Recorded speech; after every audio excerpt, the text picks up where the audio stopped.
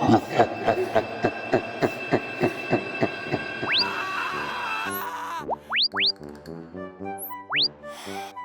सो रहा था और फिर मैंने एक सपना देखा और उस सपने में एक बड़ा दानव मुझे बिस्तर पर निगलने वाला था। क्या ऐसा कभी आपके साथ हुआ है जहां आप एक सामान्य सपना देख रहे थे और वह अचानक डरावना बन गया? कभी-कभी मुझे लगता है कि एक बड़ा दानव मेरा पीछा कर रहा है।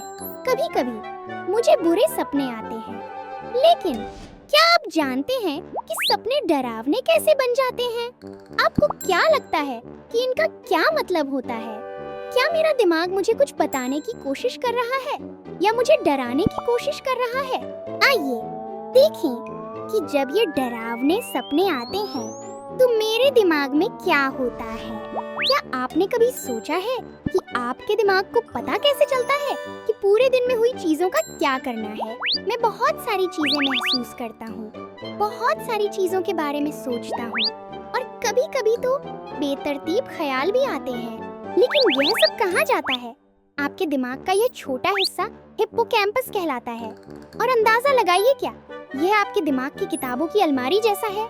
यह आपको सभी प्रकार की चीजें याद रखने में मदद करता है, जैसे आपने नाश्ते में क्या खाया या आपको कैसा लगा जब आपने किसी दोस्त को देखा। है ना? कितनी कमाल की बात। दिन के दौरान आपका दिमाग आपके अनुभव की हर चीज इकट्ठा करता है, भावनाएं, विचार, यादें और यहाँ तक कि छोटी चीजें जो गैर जरूरी लग सकती हैं। लेकिन जब दिन समाप्त होता है, आगे क्या होता है? अगर आप किसी टेस्ट या घर पर किसी बड़ी चीज को लेकर चिंतित महसूस कर रहे हैं, तो हिप्पोकैम्पस उन भावनाओं और विचारों को सामने ला सकता है। और यह क्या करता है? यह उन्हें मिलाकर सपनों में बदल देता है। तो शायद वह राक्षस जो आपका पीछा कर रहा है, आपके दिमाग का यह कहने का तरीका हो सकता है। चलो इन सभी भावनाओं पर काम करते हैं। लेकिन जब हमें बुरा सपना आता है, तब हम क्या कर सकते हैं? सबसे पहले चिंता मत करो। डरावने सपने डरावने हो सकते हैं, लेकिन वे सिर्फ सपने हैं। उनके बारे में किसी दोस्त या बड़े के साथ बात करना मदद कर सकता है। अपने बुरे सपनों को साझा करने से वे कम डरावने और बस एक मजेदार कहानी की तरह लगते हैं। आप सोने से पहले आराम करने की कोशिश कर सकते हैं। आराम करें और एक मजेदार किताब पढ़ें।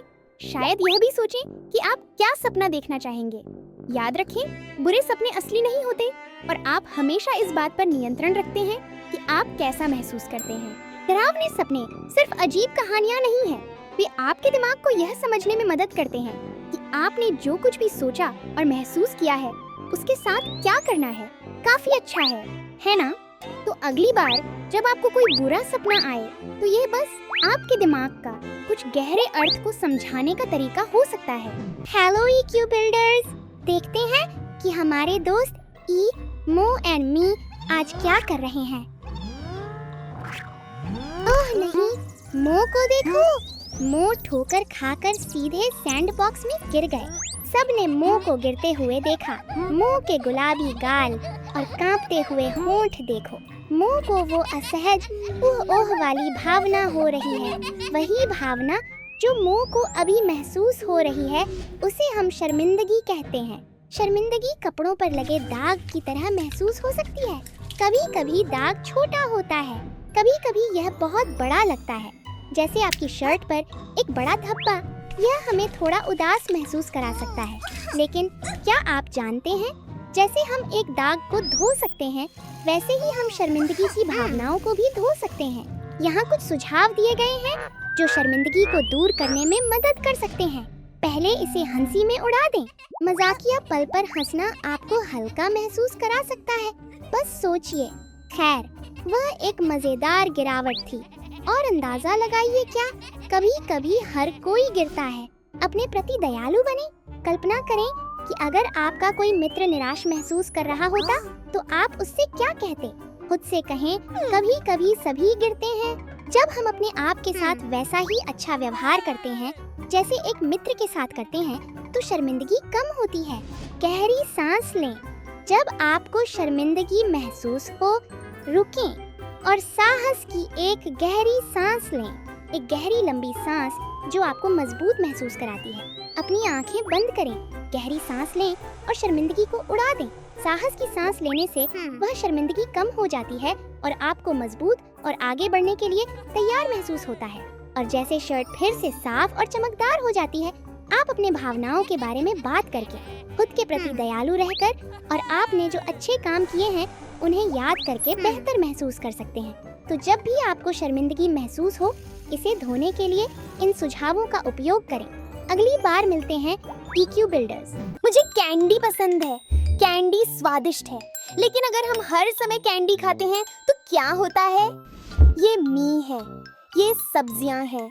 मी ने फैसला किया है कि वह फिर कभी सब्जियां नहीं खाएगा। इसके बजाय वह हर भोजन में केवल कैंडी खाने वाला है। मजेदार लगता है, लेकिन क्या यह अच्छा विचार है? चलिए देखते हैं क्या होता है। ये पहला दिन है। मी ने नाश्ते, दोपहर के भोजन और रात के खाने के लिए कैंडी खाने का फैसला किया है। कैंडी ने उसे इतनी एनर्जी से भर दिया है, उसे देखो, वह रुकने वाला नहीं है। अब दूसरा दिन है। दिन की शुरुआत इतनी अच्छी नहीं लग रही है। उसका पेट अजीब और अस्थिर महसूस कर रहा है, लेकिन याद रखें, कोई सब्जियां नहीं। अब दिन 3 है। उसका शरीर धीरे धीरे चल रहा है और उसका मूव करने का मन नहीं है। पहले दिन जब उसने सारी कैंडी खाई थी तो उसके पास बहुत एनर्जी थी, पर अब वह अच्छा महसूस नहीं कर रहा है और इससे भी बदतर उसके दांतों में बहुत दर्द हो रहा है। Ouch ouch ouch. लेकिन मुझे लगा कि कैंडी हमारी दोस्त है, तो ऐसा मी के साथ क्यों हो रहा है? खाना जादुई ईंटों की तरह होता है जो आपके शरीर को बड़ा और मजबूत बनने में मदद करता है। कैंडी केवल एक छोटी ईंट है। कैंडी में बहुत अधिक चीनी होती है जो आपको जल्दी एनर्जी देती है, लेकिन केवल एक पल के लिए। कृपया याद रखें, केवल कैंडी आपको मजबूत, स्वस्थ और एनर्जी से भरपूर रखने के लिए पर्याप्त नहीं है। स्वस्थ रहने के लिए आपको सभी ब्लॉक्स को एक साथ काम करना होता है। लेकिन ये खाद्य ब्लॉक्स हमारे शरीर के लिए इतने महत्वपूर्ण क्यों हैं? अपने दिमाग को तेज रखने के लिए, विशेष रूप से हिप्पोकैम्पस, जहां आपकी यादें रहती हैं, आपको रंगीन खाद्य पदार्थों की आवश्यकता होती है। लाल बेरीज, हरे पालक और पीले शिमला मिर्च आपके दिमाग के लिए सबसे अच्छे जादुई ब्लॉक हैं। अरे, कैंडी नहीं गिनी जाती। और जब आप कैंडी खाते हैं तो चीनी आपके मुंह में मौजूद छोटे चालाक बैक्टीरिया को खिलाती है। लेकिन चिंता मत करो, स्वादिष्ट खाद्य पदार्थों खाने से आपका शरीर मजबूत रहता है और आपके दांत खुश रहते हैं। इसलिए अपनी थाली में फलों और सब्जियों को भरें। तो आप अपने भोजन को अद्भुत कैसे बना सकते हैं? यहाँ बात है, कैंडी मौज मस्ती के लिए ठीक है, लेकिन इसे हमेशा खाने की चीज नहीं है। अपनी थाली को रंगीन भोजन से भरें। लाल टमाटर, नारंगी गाजर, हरा ब्रोकोली, ये सब आपके शरीर की एक खास तरीके से मदद करते हैं। मीठा खाने की तलब है? केले या आम जैसे फलों को आजमाएं।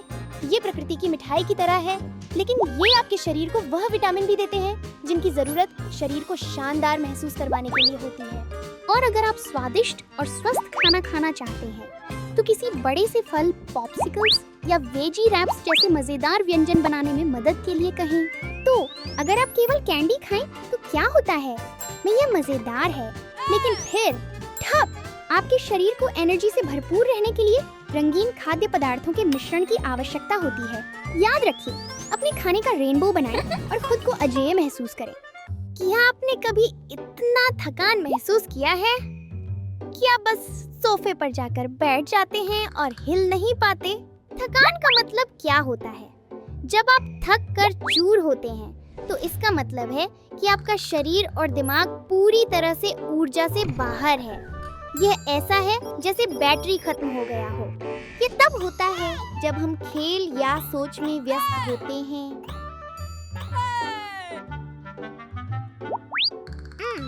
या फिर बस बहुत देर तक जागते रहना। आपका दिमाग आपके शरीर को संकेत भेजता है, कहता है आराम करने का समय है। आपके दिमाग में एक हिस्सा होता है जिसे प्रीफ्रंटल कॉर्टेक्स कहते हैं। यह वह हिस्सा है जो आपको सोचने, निर्णय लेने और समस्याओं को हल करने में मदद करता है। जब आपको आराम नहीं मिलता तो आपके दिमाग का यह हिस्सा धीमा पड़ जाता है, जिससे फोकस करना मुश्किल हो जाता है। इसके अलावा जब आप पूरी तरह से थके होते हैं तो आपका शरीर स्ट्रेस हार्मोन जैसे कि कोर्टिसोल छोड़ सकता है, जिससे आप चिड़चिड़े महसूस कर सकते हैं। यही कारण है कि आराम इतना महत्वपूर्ण है।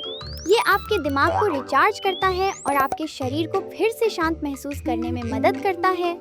जब आप सोते हैं तो आपका दिमाग कचरा साफ करता है और यादों को व्यवस्थित करता है। यह एक सफाई दल की तरह है। और यहाँ कुछ मजेदार है। वैज्ञानिक कहते हैं कि सोने से पहले 5 मिनट का स्ट्रेच आपकी नींद को बेहतर बना सकता है। क्यों ना इसे आजमाएं? तो अगर आप थका हुआ महसूस कर रहे हैं तो यहाँ क्या करना है? एक पावर नैप लें। सिर्फ 20 मिनट आपके दिमाग को रिचार्ज करने में मदद कर सकते हैं। पानी पिए, क्योंकि आपके शरीर को ठीक से काम करने के लिए इसकी जरूरत होती है। ऊर्जा टैंक को फिर से भरने के लिए कुछ हेल्दी खाएं, जैसे फल या नट्स। और यहाँ एक भविष्य के लिए टिप है, हर रात समय पर सोने की कोशिश करें। और अगर आपको सोने में परेशानी हो रही है तो एक इमोमी स्लीप स्टोरी सुनने की कोशिश करें। तो आपका दिमाग और शरीर हमेशा नई रोमांचक चीजों के लिए तैयार रहते हैं। अब आप जानते हैं थकान का मतलब क्या होता है। यह आपका शरीर कह रहा है, अरे मुझे कुछ आराम चाहिए। अपनी ऊर्जा का ख्याल रखें और मैं आपको अगली बार मिलूंगा। नए दोस्त बनाना बहुत मजेदार हो सकता है, लेकिन कभी-कभी ये थोड़ा मुश्किल लगता है ना? चलो, मो और मी आपको नए दोस्त बनाने और ज्यादा दोस्त बनाने के लिए कुछ आसान टिप्स देने वाले हैं। अगर वह स्कूल में हो, पार्क में हो या कहीं और, आप सीखेंगे कि दोस्त कैसे बने और एक अच्छा दोस्त कैसे बने। अलग अलग शुरू होते हैं। शेयर करना। सैंड में खिलौनों के साथ बैठी थी। मो अपने टेडी बेयर के साथ पास में बैठा को खेलता देख रहा था और शेयर करने के बारे में सोच रहा था। अपने घोड़े के साथ खेल रही थी, उसे धीरे धीरे चला रही थी। मो देख रहा था और मुस्कुरा रहा था। ने बड़े खुश होकर घोड़ा आगे बढ़ाया। ने पूछा, क्या तुम भी खेलना चाहते हो? मो ने खुशी से मुस्कुराकर शेयर किया। उसने को अपना टेडी दिया। यह बिल्कुल सही लगा। शामिल होने का अनुरोध करना। मी सैंडबॉक्स के पास खड़ा मो को खेलते हुए देख रहा था। मो अपने खास तरीके से किला बना रहे थे। मी हल्के से मुस्कुराया, थोड़ा शर्माते हुए सोचा, मैं इसे आजमाना चाहूंगा। हल्की सी वेव करके और आशापूर्ण तरीके से कहा, क्या मैं आज आपके साथ खेल सकता हूँ? मो ने खुश होकर ऊपर देखा, जगह थपथपाई और मी को अंदर आने दिया। साथ में वे खेले, दोनों खुश और उज्जवल, दिखाते हुए कि पूछना हमेशा सही होता है। माफ कीजिए का उपयोग करना। स्लाइड के ऊपर खड़ी थी। मो और मी पास में खेल रहे थे। जाना चाहती थी लेकिन टक्कर नहीं मारना चाहती थी, तो उसने एक पल के लिए सोचा और पुकारा, माफ कीजिए। उसकी आवाज जोरदार और साफ थी। मो और मी ने ऊपर देखा और बिना डर के स्लाइड कर सकती थी। बारी बारी से एक ऊंचा चमकदार टावर बना रही थी, एक ब्लॉक के बाद दूसरा। ने एक लाल ब्लॉक उठाया। मो ने नीले की ओर इशारा किया। मुस्कानें शेयर की गई जैसे जैसे टावर बढ़ता गया। ने लाल ब्लॉक को सावधानी और सुंदरता से रखा। फिर मो की बारी आई। उसके चेहरे पर बड़ी मुस्कान, लाल पर नीला, टावर ऊंची खड़ी थी। बारी बारी से करना सभी के लिए मजेदार था। हाय कहते हुए और मुस्कुराते हुए। मो नीचे फिसल रहे थे, कुछ मजा ले रहे थे। चमकते और आरामदायक पार्क की धूप के नीचे दौड़कर आई। मो ने उसे आते देखा और सोचा। मो अनिश्चित दिखाई दिया। उसकी भौहें ऊंची उठ गईं, लेकिन फिर ने हाथ हिलाया और कहा, हाय। उसने एक बड़ी मुस्कान दी। उसका चेहरा इतना उज्जवल। मो ने भी मुस्कुराया। यह महसूस हुआ कि सब कुछ सही है। पहला कदम बढ़ाते हुए मी पार्क में अकेला खेल रहा था, घर से दूर। उसने को चुपचाप बैठे हुए देखा। वह नीचे देखने लगी, बहुत उत्साहित महसूस नहीं कर रही थी। मी ने सोचा, मुझे क्या करना चाहिए, मैं पहला कदम उठाऊंगा। इसलिए वह धीरे धीरे और शांति से आगे बढ़ा और पूछा, हाय, क्या तुम खेलना चाहोगे? ने ऊपर देखा। उसकी आंखें इतनी चमकदार, उसका चेहरा अब रोशनी से भरपूर मुस्कुरा रही थी। हाँ, उसने कहा चलो खेलते हैं, बस ऐसे ही। वे आज दोस्त बन गए। प्लीज बोलना। ई ने एक बहुत ऊंचा टावर बनाया था, रंग बिरंगे ब्लॉकों से। मो हाथ में ब्लॉकों से भरी बाल्टी लिए पास खड़ा था। ई ने नीले ब्लॉक की ओर इशारा किया, जोड़ने के लिए एकदम सही टुकड़ा। यूएस की बड़ी बड़ी आंखों और मुस्कान के साथ ई ने झुककर निवेदन किया, प्लीज। मो ने मुस्कुराते हुए ब्लॉक शेयर किया। ई ने उसे ऊंचाई पर रखा। यह तालों की तरह फिट हो गया। दया और बांटने से उन्होंने अपना रास्ता खोज लिया। धन्यवाद और आपका स्वागत है कहने के बाद ई कंबल पर बैठी बहुत उदास दिख रही थी। उसका लंच बॉक्स खाली था। बहुत बुरा लग रहा था। मो ने ई पर ध्यान दिया और एक दयालु मुस्कान दी। एक कपकेक की पेशकश की ताकि समय सुधार सके। धन्यवाद, ई ने आंखें खोलकर कहा। मो ने मुस्कान दी और खुशी से सिर हिलाया और बोला, आपका स्वागत है। मो ने मुस्कुराया जब ई ने मिठाई ली। अब दोनों खुश थे। उनका दिन पूरा हो गया। ई मोमी को लाइक, शेयर और सब्सक्राइब करना न भूलें और अपने EQ को एक कदम एक समय में बढ़ाते रहें। अगले समय मिलेंगे EQ बिल्डर्स। ई मम्मी।